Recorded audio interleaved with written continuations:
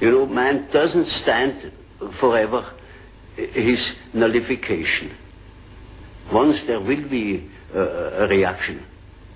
And I see it setting in. You know, when I think of my patients, they all seek their own existence and to assure their existence against that complete atomization into nothingness or into meaninglessness. Man cannot stand a meaningless life. We need more understanding of human nature, because the only real danger that exists is man himself. He is the great danger, and we are pitifully unaware of it. We know nothing of man, far too little. His psyche should be studied, because we are the origin of all coming evil. What if the darkest parts of you, the rage you hide, the jealousy you deny, the fears you bury aren't your weakness, but the key to your greatest power? Take a moment to let that question settle deep within you. What if the very things you've spent your life avoiding, shoving into the corners of your mind, are not shameful burdens but untapped wells of strength? Carl Jung, the brilliant mind behind this idea, called it the shadow, the unseen, rejected parts of ourselves we refuse to acknowledge. He believed that real power doesn't come from pretending these pieces don't exist, but from daring to look at them, to hold them, to own them. Think about it, that quiet fury you mask with a smile could be your drive. The envy you feel watching someone else shine might point to dreams you've buried. The fear that haunts your sleepless nights, it's not just a ghost, it's a guide. Jung saw the shadow as a living force, a raw energy that shapes us whether we admit it or not. Most of us spend our lives running from it, building polished masks to hide the cracks. But what if the cracks are where the light seeps in? What if your strength, your truest, fiercest self, has been waiting in the shadows all along? The question isn't whether the shadow exists, it's whether you'll face it. Carl Jung's concept of the shadow is a doorway into the unseen, a hidden, repressed side of ourselves we've been taught to lock away. It's the anger you swallow, the envy you disguise, the wild impulses you pretend aren't there. Jung didn't see this as a mere quirk of the mind. He saw it as a fundamental piece of who we are. But here, the chilling question that keeps me up at night. What if ignoring this side of you isn't keeping you safe, but slowly destroying you? What if, by turning your back on the shadow, you're not protecting yourself but handing it the reins to your life? Picture it: every time you push down a feeling deemed wrong or ugly, it doesn't vanish. It sinks deeper, growing roots in the dark. The shadow isn't passive, it's alive, restless, and powerful. Ignore it and it doesn't just sit quietly, it seeps into your actions, your words, your choices. That argument you didn't mean to start, the opportunity you let slip through your fingers. Maybe that wasn't just chance. Maybe that was the shadow, steering you from the shadows while you thought you were in control. Jung warned that what we refuse to face doesn't fade, it festers, waiting for its moment to erupt. This isn't a comfortable idea. It's unsettling to think that the parts of ourselves we've buried could hold such sway. But that's the danger. The longer we pretend the shadow isn't there, the more it grows, silent and unseen. It's not about shame or fear, it's about power. The power you lose by running and the power you gain by turning around. So what's it going to be? Will you keep the door shut, or will you step into the dark? The shadow, in Carl Jung's words, is everything you've been told is bad or unacceptable: anger, greed, fear, ambition, but buried alive. It's the parts of you that don't fit the neat little box society hands you at birth. But here's the twist: it's not just the negative stuff. The shadow also hides your suppressed talents, your unspoken desires, your raw, unshaped power. It's the wild, unfiltered you that got shoved underground when the world said, "That's not allowed." Think of it like this. There's a quiet girl who always stays in the background, nodding politely, never speaking up. Deep down, she's a natural leader, bold, decisive. But she learned early that good girls don't take charge, so she buried it. Or the boy who hides his sensitivity, laughing it off to seem tough because real men don't cry. That tenderness, it's in his shadow now, locked away with his vulnerability. These aren't just flaws or quirks, they're pieces of who we are, rejected but still breathing. Jung believed the shadow forms from everything we've disowned. It's not evil, it's human. That rage you feel when someone cuts you off, it's in there. The secret wish to outshine your rival, that too. Even the dreams you gave up because they felt too big, they're all part of this hidden self. The crazy thing is, these traits don't die. They linger, whispering from the dark, shaping you in ways you might not even see. The shadow isn't just a dumping ground for shame. It's a treasure chest of potential, waiting for you to claim it. So, what's in your shadow? What have you buried that's still alive?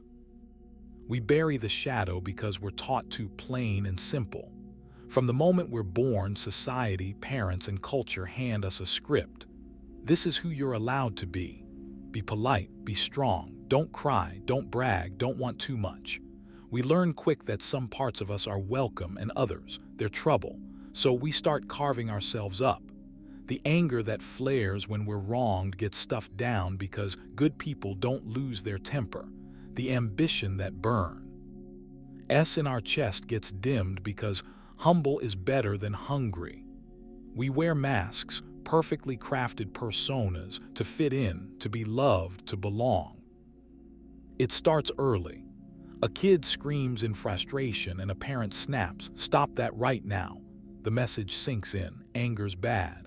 A girl dreams of being a star, but her teacher says, "Don't get too full of yourself." So she shrinks her dreams. A boy tears up at a movie and his friends laugh. Suddenly, sensitivity, a weakness. Over time, we internalize it. We cut off the messy, loud, unacceptable parts of ourselves, shoving them into the basement of our minds. We think we're doing the right thing, keeping the peace, staying safe. But here, the tension. What we push down doesn't disappear, it festers. Those buried pieces don't just sit there, quiet and obedient. They twist. They grow. That suppressed anger turns into a simmering resentment you can't quite name. That stifled ambition becomes a nagging ache, a what if that haunts you. We tell ourselves we're fine, that the mask is enough, but it's a lie. The more we deny the shadow, the heavier it gets. It's like locking a wild animal in a cage and pretending it's tame. You can ignore the rattling bars for a while, but eventually it's going to break free. We bury the shadow to survive the world's rules, but at what cost? How much of yourself have you lost trying to be good? And what happens when what's buried starts clawing its way back up? You think you're in control until one day you snap. You lash out at someone you love, words spilling out like venom you didn't know you had. Or maybe you sabotage your own dreams, procrastinating, retreating, letting fear win, without even knowing why. That's the shadow at work, creeping out from the dark when you least expect it. Ignoring it doesn't make it go away, it makes it dangerous. Jung warned that what we refuse to face doesn't just sit idle. It takes root, growing wild and unchecked until it's calling the shots. One of the sneakiest ways it strikes is through projection. You see in others what you won't see in yourself. That coworker you can't stand, the one who's so arrogant. Maybe it's not them. It's the confidence you buried, the voice you silenced, staring back at you. The friend whose success twists your stomach with envy. That's your own ambition, locked away, screaming for air. The shadow doesn't vanish when you ignore it, it finds a mirror. And the longer you look away, the uglier it gets. Here's the fear that keeps me awake. The shadow can destroy you from the inside out if you let it grow unchecked. It's not loud about it, it's patient. It waits for the moment you're tired, stressed, unguarded, then it strikes. You explode at a tiny slight. You freeze when you should act. You push people away or cling too tight, all because something buried is pulling strings you didn't even know were there.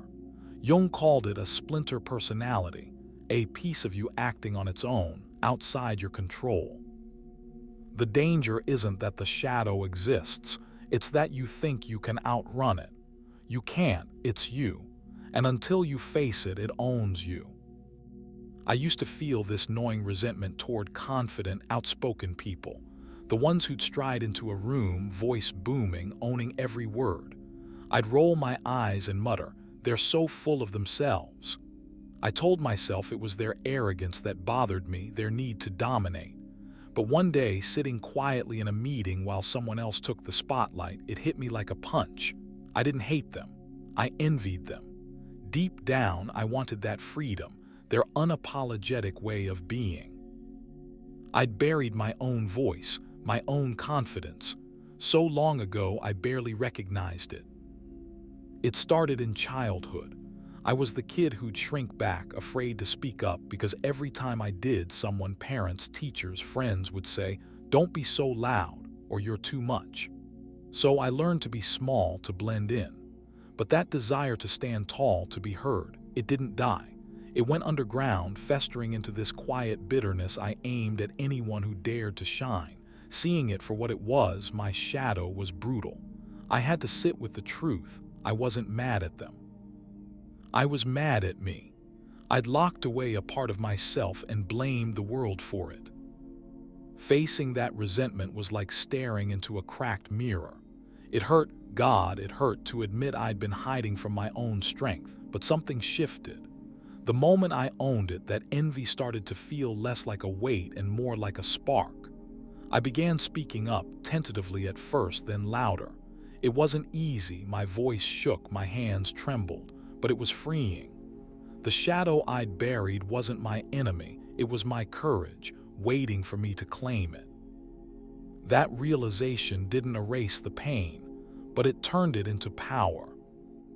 Mastering the shadow isn't about slaying it, it's about integrating it.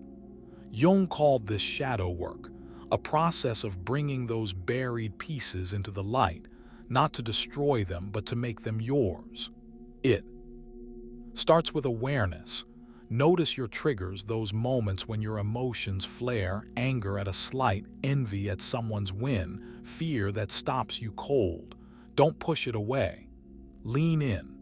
Ask yourself, what is this revealing about me? That's the reflection step, digging beneath the surface to see what's really there. Then comes acceptance. This is the hard part, embracing those parts you've hated or hidden. That anger, it's not just chaos, it's passion, a fire you can harness. That fear, it's caution, a signal to pay attention. That ambition you've stifled, it's drive, the push to become more. Shadow work isn't about fixing yourself, it's about seeing that these traits aren't flaws, they're fuel. You're not becoming someone new, you're becoming whole. For me, it was accepting that my buried confidence wasn't arrogance. It was a voice I'd silenced too long. I started small, speaking up in a meeting, owning my ideas. Each step felt raw but alive. The beauty of this work is that it's yours. No one else can tell you what's in your shadow or how to weave it into your life. It's messy, unglamorous, and deeply personal. But the reward, you stop fighting yourself. You stop leaking energy into denial. Instead, you channel it, all of it, into who you're meant to be. The shadow isn't a monster to defeat. It's a partner to dance with. The darkness you feared was never your enemy. It was your power waiting to be reclaimed. That opening question, what if your rage, your jealousy, your fears were your strength, isn't just a tease. It's the truth Carl Jung spent his life unpacking. The shadow isn't some lurking villain, it's the untamed, unpolished you buried under years of shoulds and shouldn'ts. When you face it, when you weave it into your being, you don't just survive, you thrive. You become whole. Think of the energy you've wasted hiding, pretending, running. Now imagine redirecting it, anger into purpose, fear into wisdom, envy into ambition. That's the reward of mastering the shadow, a life lived fully, not half in the dark. It's not about perfection, it's about power, the kind that comes from knowing every piece of you, even the jagged ones, has a place. Jung didn't promise it'd be easy. Facing what you've buried takes guts, but the alternative, letting it fester, letting it control you from the shadows, that's the real risk. Your shadow waits. It's been there all along, patient, persistent, holding the parts of you the world told you to reject. Will you keep it locked away, or will you dare to meet it? The choice is yours, but know this: the power you've been seeking isn't out there. It's in the dark, waiting for you to claim it.